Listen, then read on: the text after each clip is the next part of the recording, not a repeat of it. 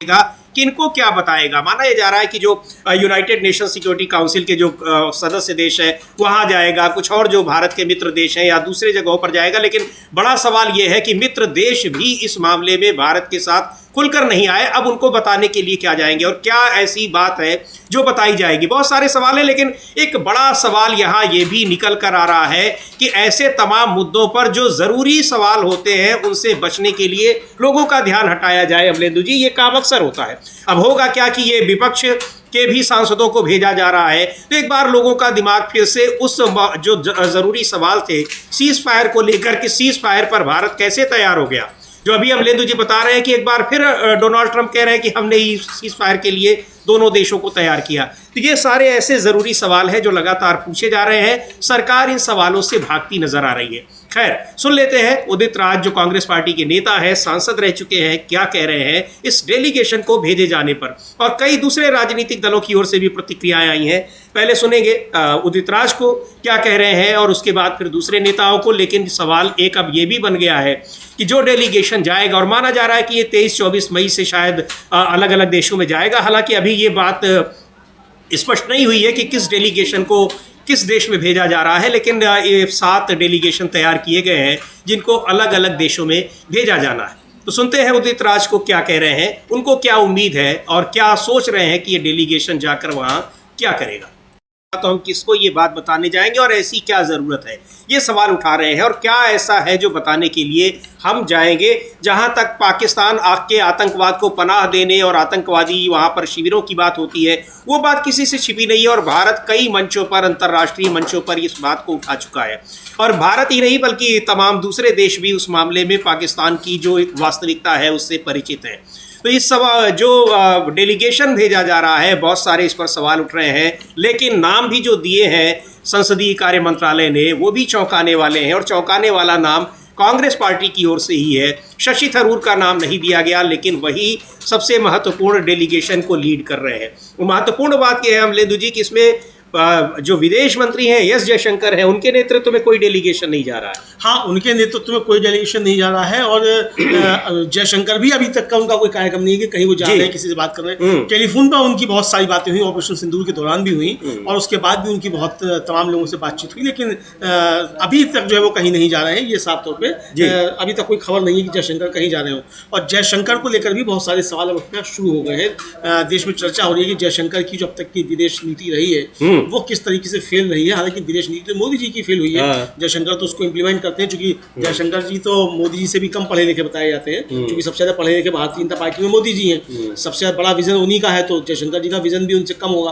तो बड़े विजन वाले मोदी जी हैं, तो मोदी जी का विजन ही लागू करते हैं एस जयशंकर। तो वो अब एस जयशंकर का विजन है या मोदी जी का विजन है, ये तो बीजेपी तय करेगी इसका विजन है। लेकिन जयशंकर के अब तक के जो विदेश मंत्री का उनका कार्यकाल रहा है उसको लेकर बहुत सारे सवाल उठते रहे सभी जी। बिल्कुल, एस जयशंकर की को लेकर भी सवाल इसमें उठ रहे हैं, चूंकि इस पूरे प्रकरण में जो पहलगाम की घटना के बाद जिस तरह से ऑपरेशन सिंदूर होता है, ऑपरेशन सिंदूर के बाद सीज फायर की घोषणा होती है और सीज फायर में अमेरिका जिस तरह से बार बार क्लेम कर रहा है, डोनाल्ड ट्रंप बार बार कह रहे हैं कि हमने वार रुकवाई और हमने ट्रेड की धमकी दी कि हम आपके साथ ट्रेड नहीं करेंगे, और इस धमकी से परेशान होकर भारत और पाकिस्तान तैयार हो गए इन सारे मुद्दों पर। और इससे भी बढ़कर एक कि जब यहाँ पर युद्ध की स्थिति में दोनों देश आमने सामने खड़े थे, भारत का साथ देने के लिए कोई भी देश दुनिया का सामने नहीं आ रहा है। ये सबसे बड़ी बात है और यही माना जा रहा है कि आखिर भारत की विदेश नीति और भारत की डिप्लोमेसी किधर चली गई, ऐसा कैसे हो सकता है। और इस पूरे 10-11 साल में भारत ने अपनी विदेश नीति को किस तरीके से बनाया हुआ है कि एक भी देश उसके साथ खड़ा नहीं दिखाई पड़ रहा है। ऐसे में बहुत सारे सवाल उठ रहे हैं। आरजेडी के नेता हैं मृत्युंजय तिवारी, एक बार उनको भी सुनते हैं इस डेलीगेशन को लेकर वो क्या कह रहे हैं। और ये सवाल लगातार उठ रहा है कि डेलीगेशन तो ठीक है, लेकिन ये डेलीगेशन तमाम देशों में जाकर करेगा क्या है। बहुत सारी चीज़ें इस पूरे प्रकरण में बहुत सारे सवाल उठ रहे हैं और सरकार की भूमिका पर, सरकार ने किस तरीके से सीज फायर को तैयार हुई है।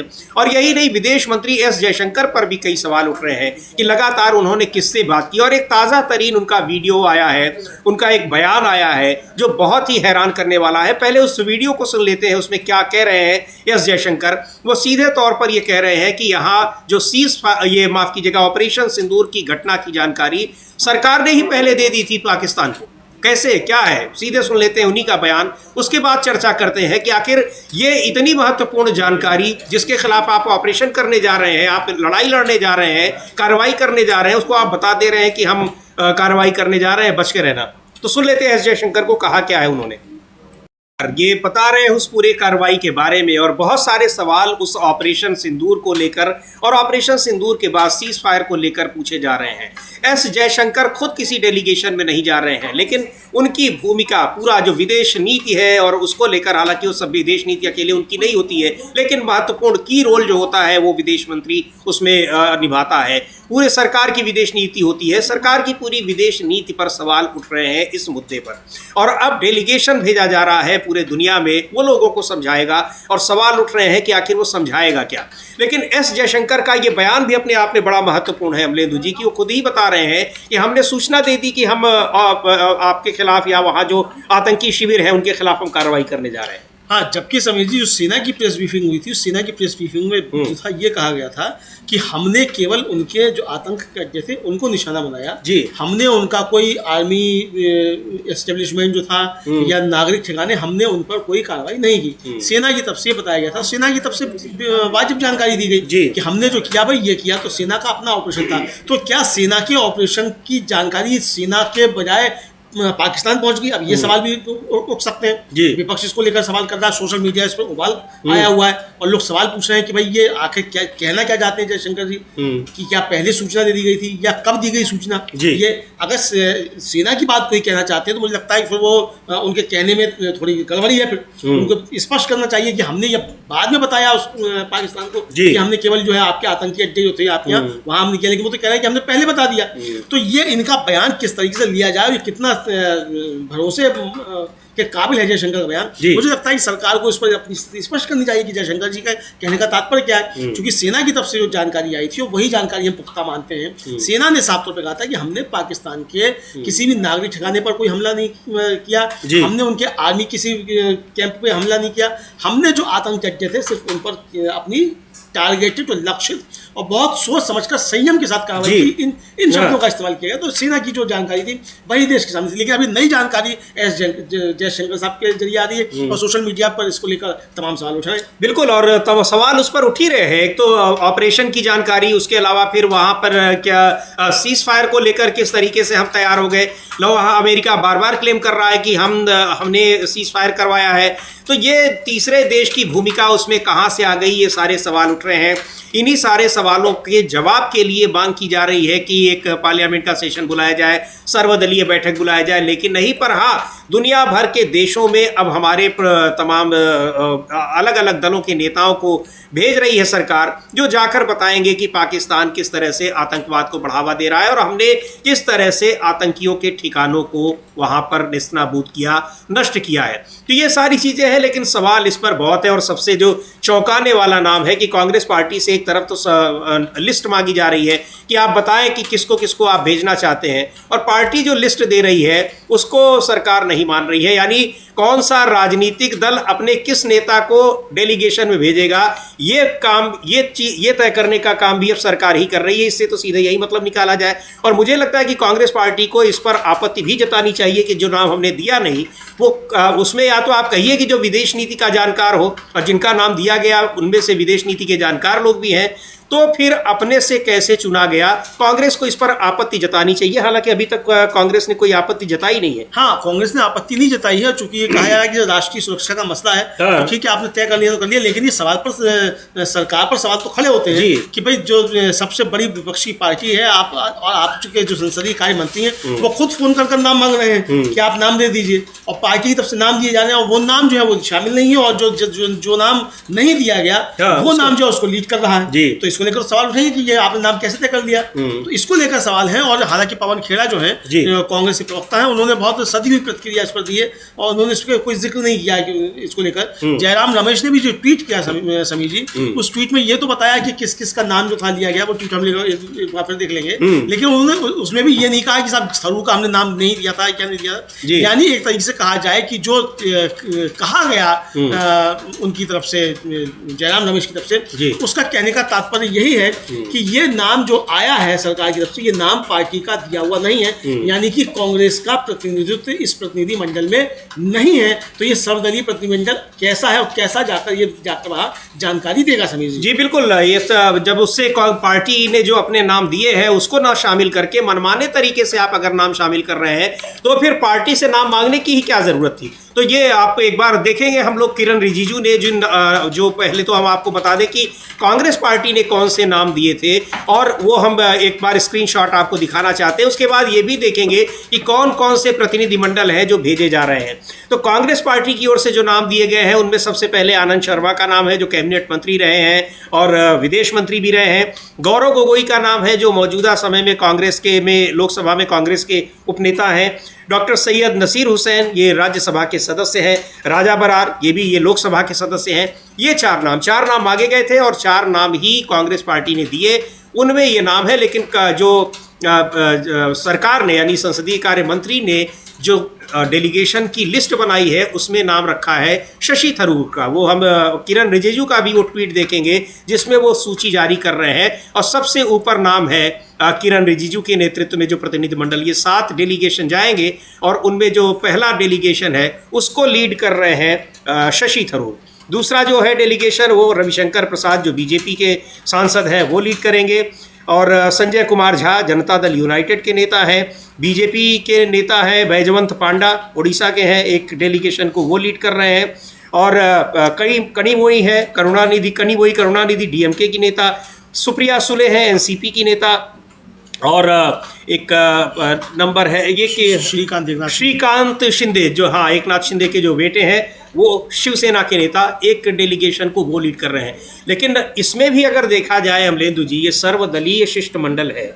इसमें जेडीयू के नेता हैं, इसमें डीएमके के भी नेता हैं, इसमें शिवसेना के भी नेता हैं, लेकिन इसमें समाजवादी पार्टी जो तीसरी सबसे बड़ी पार्टी है उसका कोई नेता नहीं है। आरजेडी का कोई नेता नहीं है। चलिए आरजेडी को आप मानते हैं छोटी पार्टी है लोकसभा में, लेकिन लोकसभा में जो नंबर 3 की पार्टी है उसका टीएमसी का कोई नहीं है। जी हाँ, टीएमसी का कोई नहीं है। क्या सरकार को यह विश्वास नहीं है कि राष्ट्र के मुद्दे पर, राष्ट्रीय सुरक्षा के मुद्दे पर इन दलों के नेता उस तरह से दुनिया में जाकर पक्ष रख पाएंगे? और आप देखिए कि इसमें जो है केवल जो शशि थरूर जो है, अब इनको भी बीजेपी का समझाया, इनको भी नहीं फिलहाल तो ना समझा जाए क्योंकि कांग्रेस पार्टी के सांसद है, लेकिन कांग्रेस ने नाम नहीं दिया था। इसके मतलब जो 7 डेलीगेशन बनाए गए हैं उसमें आप देखिए कि रविशंकर प्रसाद एक बीजेपी के, दूसरे संजय कुमार झा जेडीयू के 2, यानी तीसरे जो है बैजवंत पांडा 3 और एक जो है ये श्रीकांत शिंदे 4, यानी 7 में से 4 की लीड तो जो है वो एनडीए कर रहा है। और अगर शशि थरूर को भी जोड़ देंगे तो 5 वो कर रहा है।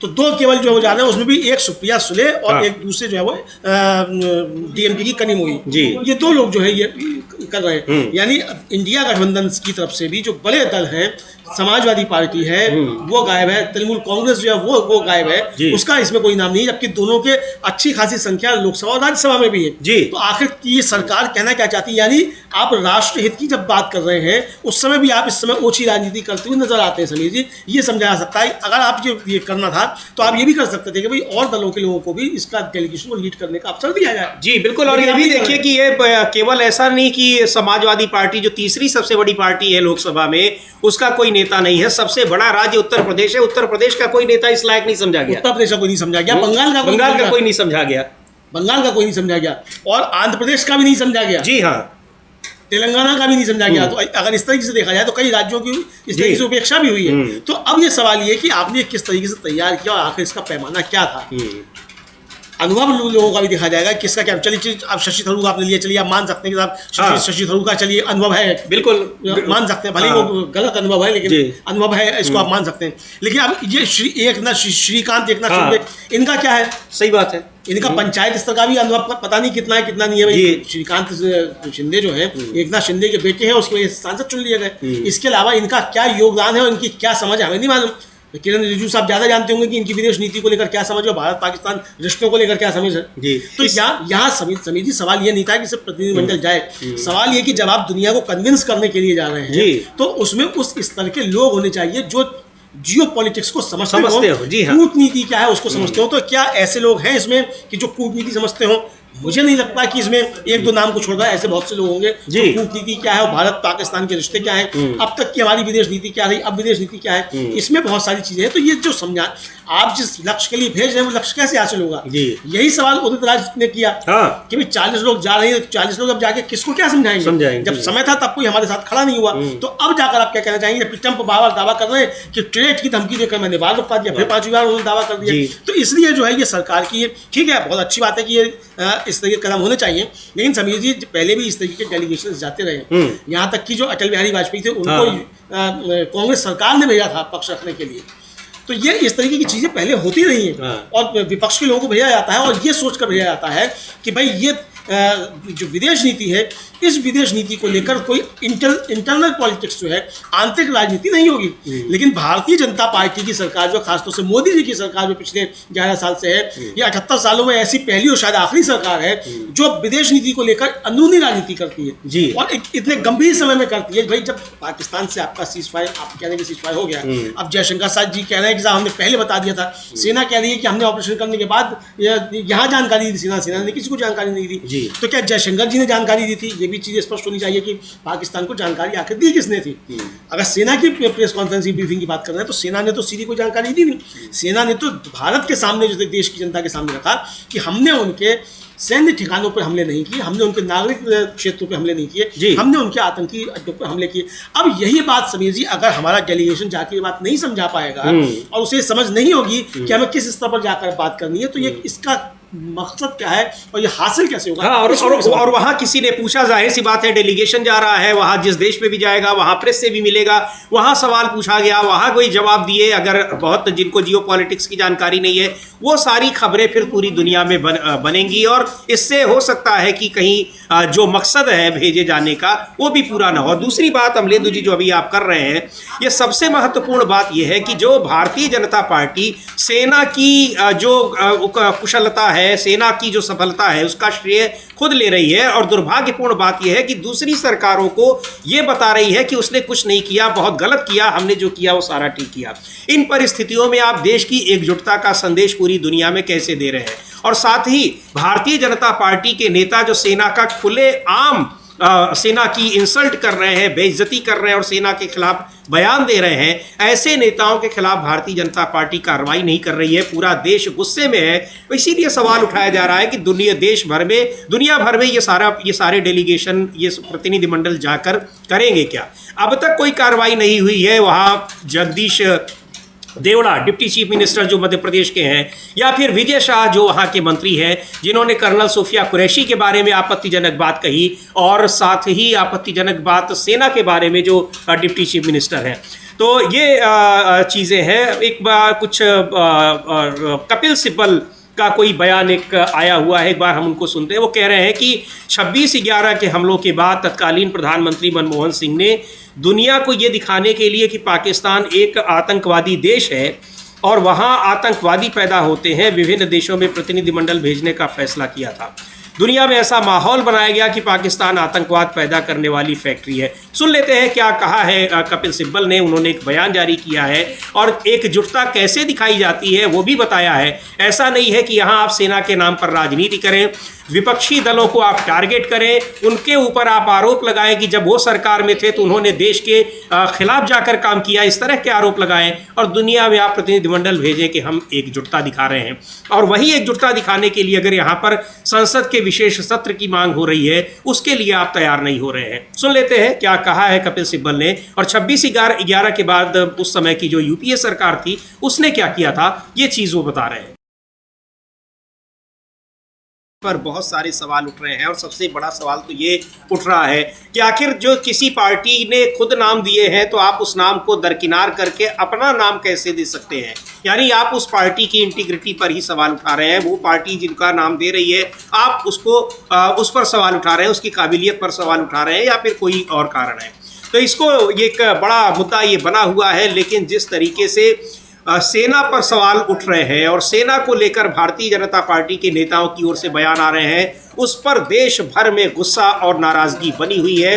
और भारतीय जनता पार्टी ने अब तक उनके खिलाफ कोई कार्रवाई नहीं की, बल्कि उनको डिफेंड किया है, उनका बचाव किया है, इस पर और ज़्यादा नाराज़गी है। एक बार सुनते हैं क्या कहा है आम आदमी पार्टी के नेता संजय सिंह ने इस पूरे प्रकरण में। और संजय सिंह के अलावा दूसरे दलों के नेताओं ने भी ये बातें कही हैं, और हाई कोर्ट ने जिस तरह की फटकार लगाई है विजय शाह को, वो बहुत गंभीर है। और सीधे तौर पर ये कहा है कि आप मिनिस्टर हैं, जिम्मेदार व्यक्ति हैं, क्या आपको कहना चाहिए क्या नहीं, इसका ध्यान रखा करिए। लेकिन भारतीय जनता पार्टी ने अब तक उनके खिलाफ कोई एक्शन नहीं लिया है। हाँ, अभी तक जो कोई एक्शन नहीं लिया है, और ये एक्शन लेना चाहिए, और बल्कि बचाया जा रहा है जी। कल तो दो बार जो थे मध्य प्रदेश के मुख्यमंत्री डॉक्टर मोहन यादव सामने आए, हाँ। और उन्होंने एक तरह से साफ कहा कि इस्तीफा नहीं दिया जाएगा। पहली बार तो उन्होंने कह ही दिया कि भाई कांग्रेस तो बात करती रहती है, और सिद्धारमैया का इस्तीफा ले ले, केजरीवाल का इस्तीफा ले ले। फिर बाद में उन्होंने कहा कि साहब कांग्रेस के तमाम नेताओं पर मुकदमे चल रहे हैं, ये उमंग सिन्हा जो नेता प्रतिपक्ष है उनके ऊपर मुकदमे चल रहे हैं, तो ये कैसे मांग कर सकते हैं। फिर देर रात में उमंग सिन्हा ने प्रेस कॉन्फ्रेंस की, और प्रेस कॉन्फ्रेंस कर उन्होंने फिर जवाब दिया डॉक्टर मोहन यादव का कि आपका व्यक्ति जो आपका जो मंत्री है वो सेना का अपमान कर रहा है, और आप इसमें भी आप जो है ओछी राजनीति कर रहे हैं। ये उमंग सिन्हा ने कल साफ तौर पे कहा, उसको लेकर ये बहुत सारी चीजें आई। तो अब समीर जी, इसको लेकर सवाल जो है काफी ज्यादा उठ रहे हैं, और जिस तरीके से विजय शाह को बचाने की कोशिशें की जा रही हैं उसको लेकर भी बहुत सारे सवाल उठ रहे हैं, और ये जेर बहस है। अजय राय है जो यूपी कांग्रेस के अध्यक्ष हैं, उन्होंने भी इसको लेकर जो था वो अपनी प्रतिक्रिया दी थी इस मसले पे। ये जो अपना जी बिल्कुल, जो बीजेपी के नेताओं ने, जो वहाँ के डिप्टी चीफ मिनिस्टर और कैबिनेट मिनिस्टर, जो जिस तरह से विजय शाह ने कर्नल सूफिया कुरैशी के बारे में कहा, और डिप्टी चीफ मिनिस्टर उन्होंने तो उससे भी एक कदम आगे जाकर कहा कि पूरी की पूरी सेना मोदी जी के चरणों में नतमस्तक है।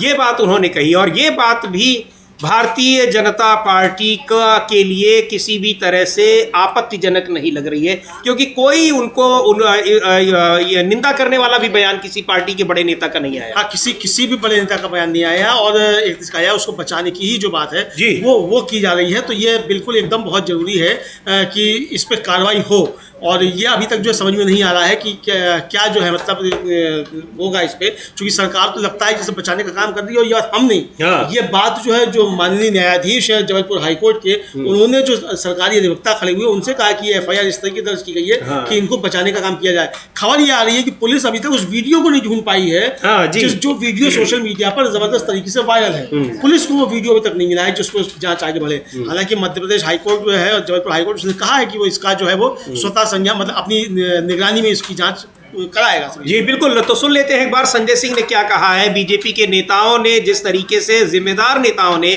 मिनिस्टर और डिप्टी चीफ मिनिस्टर, इस तरह के नेताओं ने सेना का अपमान किया है, और उसके बावजूद भारतीय जनता पार्टी उनके खिलाफ कोई कार्रवाई नहीं कर रही है। तो आम आदमी पार्टी के सांसद है संजय सिंह, उन्होंने क्या कहा है उसको इस पूरे मुद्दे पर।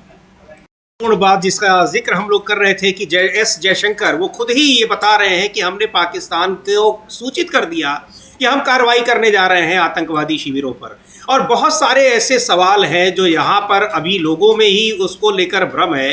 अब ये डेलीगेशन जाकर क्या बताएंगे दूसरे देश के लोगों को, और डेलीगेशन में नाम तय कर रही है सरकार अपनी तरफ से, विपक्ष के नेताओं के भी नाम वो खुद तय कर रही है, जबकि नाम मांग रही है कि आप नाम सुझाइए, लेकिन जो नाम सुझाए जा रहे हैं वो दिए नहीं जा रहे हैं। कमलेंदु जी, अब ये एस जयशंकर का ये बयान भी अब एक बड़ा मुद्दा बन गया है, और बहुत सारे जो सवाल थे उनमें एक बड़ा सवाल ये भी आ गया है। बड़ा सवाल आ गया समीर जी, और जो संजय सिंह है वो तो साफ तौर पे कह रहे हैं कि ये देश के साथ गद्दारी है। जी हाँ, और समीर जी, जैसा हमने कहा कि ये मिस इंटरप्रिटेशन नहीं है एस जयशंकर साहब का जो कह रहे हैं, वो बहुत सोच समझ कर बोल रहे हैं, चोक ले लेकर बोल रहे हैं, एक एक शब्द चबा चबा कर बोल रहे हैं, यानी बहुत सोच समझ कर बोलते हुए आ रहे हैं, मतलब रॉ में बोल रहे हो ऐसा नहीं है। तो विदेश मंत्री अगर इस तरीके की बात कर रहा है तो ये तो वास्तव में जो है सेना के साथ एक कहा जाए विश्वासघात जैसी स्थिति हो सकती है, क्योंकि कहना है संजय सिंह का कि ये तो गद्दारी है। हमें नहीं मालूम कि एस जयशंकर साहब के मन में क्या था और वो क्या कहना चाहते थे, किस तरीके से कह गए, ये वो जाने, उनका काम जाने। विपक्ष उसको जिस तरीके से ले रहा है वो है, और सवाल इसको उठना शुरू हो गए। सोशल मीडिया इस पर उबला हुआ है एस जयशंकर के इस बयान को लेकर कि आपने ऑपरेशन शुरू होने से पहले ही सेना की जानकारी जो थी वो आपने पाकिस्तान को दे दी, तो ये खुद कबूल कर, बिल्कुल। और वो पाकिस्तान पाकिस्तान की सेना वो जो कि आतंकवादियों को पूरा वो केवल प्रोटेक्ट नहीं कर रही है बल्कि उनके साथ खड़ी है, और वहां आतंकवादियों के मरने पर वो उनके जनाजे में शामिल हो रहे हैं वहां के बड़े अफसर। तो इसको लेकर एक बड़ा सवाल उठ रहा है कि आखिर कैसे जानकारी दी गई। लेकिन अब ये जो डेलीगेशन भेजा जा रहा है उस पर भी सवाल उठ रहे हैं, और कांग्रेस पार्टी के नेता जयराम रमेश ने ये भी कल देर रात एक सूचना दी, एक ट्वीट किया उन्होंने कि मांगा तो गया है डेलीगेशन के लिए और हमने जवाब भी दिया है, चूंकि हम इस मामले में सेना के साथ और सरकार के साथ, देश के साथ खड़े हैं, और देश की जहां बात है वहां हम सरकार का साथ देंगे। लेकिन बहुत बड़ा सवाल यह है कि आखिर क्यों भेजा जा रहा है डेलीगेशन। यहां पर विपक्ष के साथ बातचीत को तो सरकार तैयार ही नहीं हो रही है। उनका जो ट्वीट है उसमें वो लिख रहे हैं कि प्रधानमंत्री ने पहलगाम आतंकी हमलों और ऑपरेशन सिंदूर पर 2 सर्वदलीय बैठकों की अध्यक्षता करने से इनकार कर दिया है। प्रधानमंत्री संसद का विशेष सत्र बुलाने के लिए सहमत नहीं हुए हैं, जिसकी मांग भारतीय राष्ट्रीय कांग्रेस सामूहिक इच्छा शक्ति दिखाने और 22 फरवरी 1994 को संसद द्वारा सर्वसम्मति से पारित प्रस्ताव को दोहराने के लिए कर रही है। प्रधानमंत्री और उनकी पार्टी भारतीय राष्ट्रीय कांग्रेस को लगातार बदनाम कर रही है, जबकि वह एकता और एकजुटता का आह्वान कर रही है। अब अचानक प्रधानमंत्री ने पाकिस्तान से आतंकवाद पर भारत के रुख को समझाने के लिए विदेश में बहुदलीय प्रतिनिधिमंडल भेजने का फैसला किया है। भारतीय राष्ट्रीय कांग्रेस हमेशा सर्वोच्च राष्ट्रीय हित में रुख अपनाती है और भाजपा की तरह कभी भी राष्ट्रीय सुरक्षा के मुद्दों का राजनीतिकरण नहीं करती है। इसलिए कांग्रेस निश्चित रूप से इन प्रतिनिधिमंडलों का हिस्सा होगी, और इसी के तहत उन्होंने ये नाम दिए भी। लेकिन ये सवाल उठा रहे हैं कि जब हम मांग कर रहे हैं कि सर्वदलीय बैठक हो, प्रधानमंत्री आए, तो क्यों नहीं आ रहे हैं। संसद का विशेष सत्र, इसी एकजुटता को दिखाने के लिए हम लोग संसद का विशेष सत्र बुलाने की मांग कर रहे हैं, उसको बुलाने से सरकार पीछे क्यों हट रही है। लेकिन सरकार अपने तरीके से जरूर काम करेगी। वो शिष्टमंडल भेजेगी और शिष्टमंडल में अपने हिसाब के लोगों को, नेताओं को भेजेगी, वो चाहे भारतीय जनता पार्टी के नेता हो चाहे दूसरे दलों के नेता हो। और यहाँ पर जो एक लोकतांत्रिक तरीका होता है कि सबसे बड़े राजनीतिक दल जो होते हैं, जिनकी संख्या लोकसभा में सबसे ज़्यादा होती है, उनको तवज्जो दी जाती है। लेकिन तीसरी सबसे बड़ी पार्टी जो है उसका एक भी प्रतिनिधिमंडल, उसका एक भी नेता जो है उसको लीड नहीं कर रहा है। एक भी नेता उसको लीड नहीं कर रहा है। और सबसे बड़ी नंबर 3 की पार्टी जो है समाजवादी पार्टी, उसका नहीं कर रहा है, टीएमसी का नहीं कर रहा है, कांग्रेस का भी कोई नहीं कर रहा है। शशि थरूर कर रहे हैं जी। कांग्रेस की तरफ से नाम दिए गए उनमें से कोई नहीं कर रहा है। हाँ। नहीं कर रहा है जी। ये साफ तौर पर समझाया जा सकता है। और जो नाम जितने दिए गए हैं उनमें सुप्रिया सुले, कनिमोझी और रविशंकर प्रसाद, इनके अगर नाम लिए जाए तो ये तो कुछ समझा सकते हैं कि यहाँ बात रख सकते हैं, आप चीज़ समझा सकते हैं। बाकी लोगों की जो क्षमता है उस पर भी बहुत सारे सवाल हो सकते हैं कि किस क्षमता से और क्या जाके समझाना है। तो पहले तो यही स्पष्ट हो कि क्या समझाना है। अब ट्रंप के बयान जो लगातार आ रहे हैं, 5 बयान ट्रंप के आ चुके हैं, इधर एस जयशंकर साहब जो कह रहे हैं, इसके कहने के बाद तो अब ये प्रतिनिधिमंडल जाकर समझाएगा क्या, इसको भी लेकर सवाल है। हालांकि कांग्रेस ने साफ कहा है कि भाई ये राष्ट्रीय सुरक्षा का, राष्ट्रीय हित का मुद्दा है, तो हम इस पर बिल्कुल साथ में प्रतिनिधिमंडल में रहेंगे, हम जाएंगे, बताया जाएगा। बीजेपी की तरह हम राजनीति नहीं कर सकते, ओछी राजनीति नहीं कर सकते। लेकिन सवाल ये है कि बीजेपी क्यों इस मसले पर भी ओछी राजनीति करती है, ये सवाल तो उठते हैं। इधर समीर जी, जो एक बड़ा मसला है वो ये है कि आपको याद होगा कि 9 मई को IMF की बैठक होनी थी, उसमें पाकिस्तान को ऋण देने के लिए मसला उठना था। और उस ऋण देने के मसले पर कांग्रेस ने पहले ही ट्वीट कर प्रधानमंत्री को सचेत किया था और सरकार से मांग की थी कि IMF में इसका विरोध किया जाए, ताकि वो पैसा ना मिले, उसको आतंकवाद में यूज करता है। आतंकवाद में यूज करता है। इसको लेकर ट्वीट किया था जयराम रमेश ने, उसको ट्वीट किया था जी। लेकिन समीर जी, वो 9 मई को जो IMF की बैठक हुई उसमें भारत ने वहां से वॉकआउट कर दिया, और भारत जो था उसने उसमें वोटिंग में हिस्सा नहीं लिया। अब इसको लेकर बहुत सारे सवाल। अब जो रक्षा मंत्री राजनाथ सिंह है, उन्होंने IMF पर सवाल उठाया कि साहब इन्होंने जो था वो पाकिस्तान को लोन सैंक्शन कर दिया। इसको लेकर जो जयराम रमेश है, उन्होंने बहुत तगड़ा हमला बोला है। और जयराम रमेश ने जो कहा है वो हम अपने दिखा सकते हैं, उनका ट्वीट भी दिखा सकते हैं जी। जो लिखा है उन्होंने वो भी आप बता सकते हैं। जी बिल्कुल, जयराम रमेश ने एक लिखा है कि रक्षा मंत्री राजनाथ सिंह अब 9 मई 2025 को पाकिस्तान को $2 बिलियन से अधिक के ऋण को मंजूरी देने के लिए IMF की आलोचना कर रहे हैं। 29 अप्रैल को ही मोदी सरकार के जागने से पहले कांग्रेस ने कहा था कि IMF कार्यकारी बोर्ड इस मुद्दे पर विचार करने के लिए 9 मई को बैठक कर रहा है। और भारत को इसका जोरदार विरोध करना चाहिए। जैसा कि पता चला है कि भारत ने केवल 9 मई को ही बैठक में भाग नहीं लिया, बाद में मोदी सरकार के ढोल पीटने वालों, जय जयकार करने वालों और समर्थकों ने तर्क दिया कि भारत के पास यही एकमात्र विकल्प उपलब्ध था। ये झूठ है। कार्यकारी बोर्ड में वास्तव में नहीं वोट करने का प्रावधान है। रूस ने सितंबर 2016 में यूक्रेन को ऋण प्रस्ताव पर नहीं यानी नो कह के वोट दिया था और भारत ने खुद 11 सितंबर 2005 को जिम्बाब्वे के निष्कासन के मुद्दे पर नहीं वोट दिया था। जहां चाह होती है वहां राह निकल ही आती है। मोदी सरकार 9 मई को IMF कार्यकारी बोर्ड की बैठक में अमेरिकी दबाव के आगे झुक गई। ये अमलेंदु जी केवल कांग्रेस पार्टी ने तो ट्वीट किया ही था, ये कोई बहुत छिपा हुआ मुद्दा नहीं था। पूरे सोशल मीडिया में इसकी चर्चा हो रही थी कि भारत को किसी भी कीमत पर वहाँ जो सदस्य देश हैं उनको इस बात के लिए सहमत करना चाहिए कि ये ऋण स्वीकृत ना होने पाए। हालांकि तमाम चीज़ें ऐसी थी जिसमें हो जाती, लेकिन भारत ने कोई प्रतिरोध तक नहीं जताया। ये सबसे बड़ा सवाल है कि आपने उसमें प्रोटेस्ट दर्ज ही नहीं किया, यानी उसको ऋण मिल गया और आप उसमें बिल्कुल खामोश बने रहे और अब जाकर कह रहे हैं कि उसको नहीं मिलना चाहिए था। ये बहुत गंभीर मुद्दा है और उस समय भी सवाल उठे थे, लेकिन चूंकि ऑपरेशन सिंदूर के बाद एक अलग माहौल था तो बहुत ज़्यादा हमलावर नहीं हुई कांग्रेस पार्टी। लेकिन अब जब खुद राजनाथ सिंह कांग्रेस पार्टी की ही बात को दोहरा रहे हैं तब उसको बोलना पड़ा है। हाँ, तब बोलना पड़ा है। और समीर जी देखिए कि जिस तरीके से उस समय भी चर्चा हुई थी, हम लोगों ने भी यहाँ चर्चा की थी कि सरकार जो इसका विरोध करे, हाँ। दुनिया को बताया जाए जो आज सर्वदलीय प्रतिनिधियों भेज रहे हैं, ये लोग तो ये बात तो हम लोग उस समय भी कह रहे थे कि भाई पूरी दुनिया में ये बताया जाए कि इसको आर्थिक मदद बंद कीजिए पाकिस्तान की, क्योंकि ये जो आप आर्थिक मदद देते हैं ये अपने विकास के लिए नहीं, हमारे देश में एक तरह से कहा जाए आतंकवादी गतिविधियां संचालित करने के लिए करता है। अगर पाकिस्तान को आर्थिक मदद मिले और वह अपने नागरिकों की सुरक्षा के लिए, अपने नागरिकों की भलाई के लिए, अपने आर्थिक विकास के लिए उसको खर्च करे, हमें भी खुशी होगी कि हमारा पड़ोसी जो है वो चलिए तरक्की की राह पे बढ़ रहा है और गलत रास्ते से भटक रहा है। लेकिन वहाँ की सरकारें जिस तरीके से वहाँ की सेना की कठपुतली बनी रहती हैं और वहाँ की सेना के जो तमाम जनरल्स हैं उनके ऊपर ये तमाम आरोप रखते रहते हैं, खुद जो आसिम मुनीर है उनके ऊपर आरोप है कि सब उन्होंने लंदन में अपनी बहुत बड़ी प्रॉपर्टी सब बना ली है, तो यानी ये सब अपना ठिकाना करते रहते हैं ISI और वहाँ की सेना के लोग, और नागरिकों को, अपने नागरिकों को वहाँ संकट में डालते हैं और यहाँ हमारे नागरिकों को, निर्दोष नागरिकों पर हमले करवाते हैं। तो ये इस धन का दुरुपयोग होता है, इसका सदुपयोग नहीं होता है, समझाया जाए। और यही बात जो है कांग्रेस ने भी उस समय कही थी IMF पे आप कहिए, लेकिन भारत सरकार जो थी वहाँ से वॉकआउट कर रही उस 9 तारीख की बैठक से में, और वहाँ मत लिया। अब जयराम रमेश जो ये बता रहे हैं कि जो तर्क दिया जा रहा है कि साहब वहाँ केवल वॉकआउट का ही रास्ता था, वो वॉकआउट का रास्ता नहीं था जी। भारत जो है वो नो वोट कर चुका है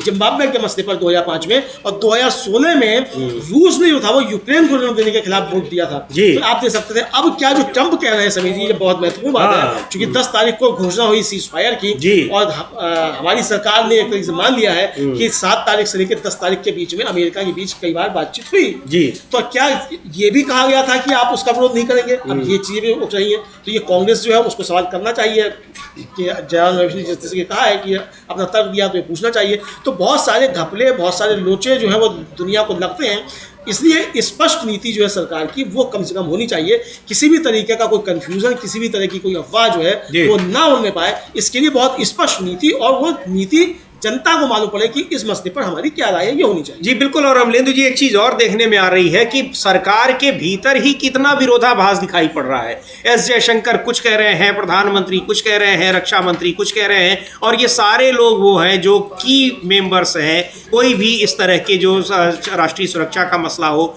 या कोई और मसला हो जिसमें मुख्य रूप से जो फैसले लेने वाली टीम है उसका हिस्सा है ये लोग, और इनके अपने ही बातों में विरोधाभास दिखाई पड़ रहा है। बिल्कुल बिल्कुल। जयशंकर तो देखिए, आप बताइए विदेश मंत्री हैं, और अगर विदेश मंत्री हमारा ये कह रहा है कि साहब हमने पाकिस्तान को सूचित कर दिया था कि हम आपके नागरिक ठिकानों पे हमले नहीं कर रहे हैं, ऐसा कर रहे हैं, तो ये तो सवाल उठेंगे फिर जी, और वो सवाल उठ रहे हैं। ये महत्वपूर्ण बात है समीर जी। तो यहाँ निश्चित तौर पर समझाया जा सकता है कि जो चीजें हैं उसमें विपक्ष सवाल उठा रहा है, और संजय सिंह तो साफ कह रहे हैं कि भाई ये गद्दारी है, और कांग्रेस भी जो कह रही है कि हमने नाम दिए थे भाई, लेकिन चूंकि हम बीजेपी की तरह ओछी राजनीति नहीं कर सकते, लेकिन चूंकि राष्ट्रीय सुरक्षा का मसला है, राष्ट्रीय का मसला, हम इसमें शामिल होंगे।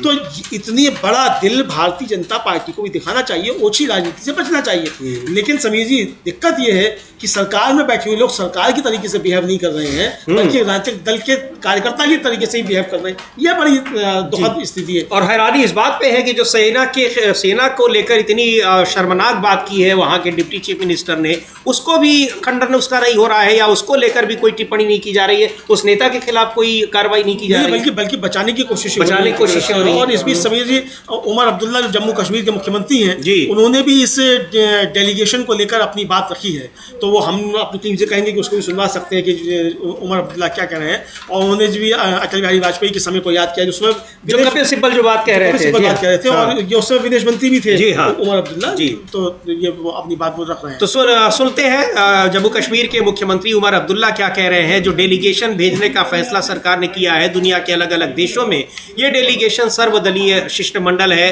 हालांकि जो लीड कर रहे हैं 7 लोग, उनमें ज्यादातर बीजेपी और एनडीए के लोग हैं, लेकिन उसमें कांग्रेस पार्टी ने भी अपने नाम दिए थे नेताओं के, लेकिन उनको नहीं शामिल किया गया है।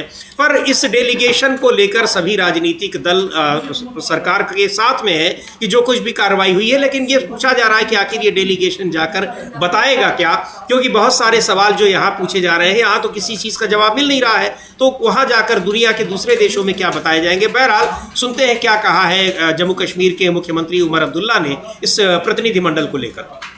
दुनिया के तमाम देशों में भारत का जो पक्ष होता है उसको रखते रहे हैं, और पाकिस्तान क्या कर रहा है, किस तरह से आतंकी गतिविधियों को संरक्षण दे रहा है, उसके बारे में भी बताते रहे। और अंतर्राष्ट्रीय मंचों पर तो ये बातें होती ही रहती हैं। वही बात कपिल सिब्बल भी कह रहे थे और उमर अब्दुल्ला भी कह रहे हैं, उस समय विदेश राज्य मंत्री हुआ करते थे। तो ये सारी चीज़ें, लेकिन बहुत बड़ा सवाल ये पूछा जा रहा है कि आखिर क्या बताया जाएगा, क्योंकि जो भारतीय जनता पार्टी सेना को लेकर, सेना के बारे में अभद्र टिप्पणी करने वाले अपने नेताओं और मंत्रियों को एक शब्द उनकी आलोचना नहीं कर सकती है, बल्कि उनके बचाव में खड़ी है, वो दुनिया को क्या बताएगी कि हम किस तरीके से सेना के साथ हैं, और एकजुटता के बारे में अपने कैसे बताएगी। ये सवाल उठ रहा है। सुन लेते हैं क्या कहा है कांग्रेस पार्टी के उत्तर प्रदेश के अध्यक्ष अजय राय ने, क्योंकि कर्नल सूफिया कुरैशी और सेना को लेकर बीजेपी के नेताओं की ओर से जो बातें कही गई है, उसको लेकर देश भर में जबरदस्त गुस्सा है और नाराजगी है।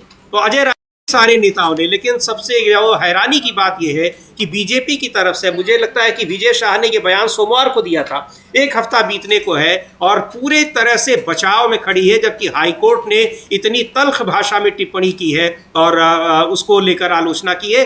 खुद संज्ञान लेकर किसी ने याचिका नहीं दायर की थी। बावजूद इसके भारतीय जनता पार्टी और वहाँ के मुख्यमंत्री मध्य प्रदेश के वो साथ खड़े नजर आ रहे हैं विजय शाह के। सुनते हैं क्या कह रहे हैं अजय राय, कांग्रेस नेता। पहले जो मध्य प्रदेश के डिप्टी चीफ मिनिस्टर हैं जगदीश देवड़ा, उन्होंने कहा कि पूरी की पूरी सेना मोदी जी के चरणों में, पूरा देश और पूरी सेना देश की मोदी जी के चरणों में नतमस्तक है। इन बयानों को लेकर भारतीय जनता पार्टी को कोई आपत्ति नहीं दिख रही है और वो अपने इन दोनों नेताओं के साथ खड़ी है। हाँ बिल्कुल, आप दोनों के साथ खड़ी हुई है और मजबूती के साथ खड़ी हुई है। और मोहन यादव तो जो साफ साफ कह रहे हैं कि इस्तीफा मतलब नहीं लिया जाएगा, कांग्रेस तो इस्तीफे मांगते ही रहती है और बता रहे हैं कि साहब किस किस के ऊपर क्या क्या मुकदमे चल रहे हैं, किस किस इस्तीफे हो। सवाल ये किस पे मुकदमे चल रहे हैं, ये मुकदमे की बात नहीं है। बात ये कि सेना का अपमान किया और सेना की एक अधिकारी को जो लक्षित करके उसने अपशब्दों का इस्तेमाल किया बेहूदे मंत्री ने, तो उसको क्यों नहीं हटाया जा रहा, ये सवाल है। और समीर जी साफ तौर पे अब पुलिस को साफ वो नहीं मिल रही है, वीडियो पुलिस को नहीं मिल रही है। अगर पुलिस को वीडियो नहीं मिल रही है तो काहे मंत्री जी पहुंच गए सुप्रीम कोर्ट आराम से, काहे नहीं है उन्होंने। अच्छा, हाईकोर्ट ने कहा भी था कि आपको पूरा देश देख रहा है, आपको उसमें साक्ष्य ढूंढने की क्या जरूरत है, लेकिन पुलिस वाले सच में दिखा रहे हैं कि जो आम तौर पर लोग सोचते हैं और समझते हैं, वास्तव में पुलिस ऐसी ही होती है। हाँ समीर जी, याद आया इसी तरीके का एक किस्सा जो था वो मतलब किस्सा ही है, उसको किस्से की तरीके से लिया जाए कि जज साहब ने एक आदमी को बरी कर दिया, पुलिस ने उस पर डकैती का आरोप लगाया था, तो वो हाथ जोड़ के खड़ा हो गया कि जज साहब बड़ी मेहरबानी है आपकी, हमारी दुआ है, आप दरोगा हो जाओ। चौक पर ही क्यों दरोगा हो जाओ कि दरोगा ने तो फर्जी मुकदमा लगा के डकैत बना दिया था, आपने बरी कर दिया, तो दरोगा बड़ा है, आप छोटे हैं। तो यही बात जो है वो समझ में आ रही है कि अब मंत्री जी के जिस तरीके से बचाव में चीजें आ रही हैं जी, तो यानी एक तरीके से देखा जाए कि भारतीय जनता पार्टी की, जैसे हमने पहले भी कहा कि हमारा प्रधानमंत्री नरेंद्र मोदी पर पूरा विश्वास है, वो बना हुआ है कि प्रधानमंत्री नरेंद्र मोदी जो है वो किसी भी ऐसे व्यक्ति को ना बर्खास्त करेंगे ना हटाएंगे जो चाहे सेना का अपमान करता हो चाहे महिलाओं का अपमान करता हो। जी बिल्कुल, और ये मांग की जा रही है और वहाँ मध्य प्रदेश में कांग्रेस पार्टी के विधायकों ने कल गवर्नर से भी मुलाकात की, धरना दिया, हालांकि उनको वहाँ से हटा दिया गया, लेकिन ये दबाव बना हुआ है कि विजय शाह को बर्खास्त किया जाए और जगदीश देवड़ा जिन्होंने सेना को नरेंद्र मोदी के चरणों में नतमस्तक बताया, उनके खिलाफ कार्रवाई हो, उनको भी बर्खास्त किया जाए।